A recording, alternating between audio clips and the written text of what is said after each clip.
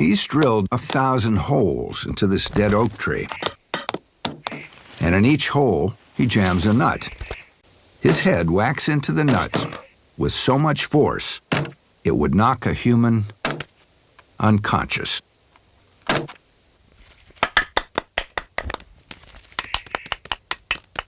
This job's perfect for a bird with obsessive-compulsive tendencies.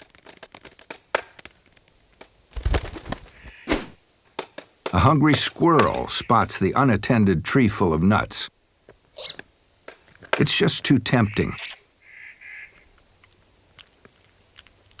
But risking retaliation from a beak that can jackhammer solid wood is a bad idea if you don't have a thick skin.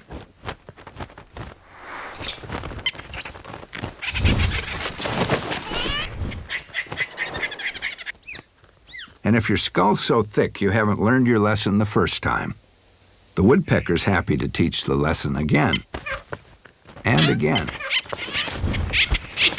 until you do.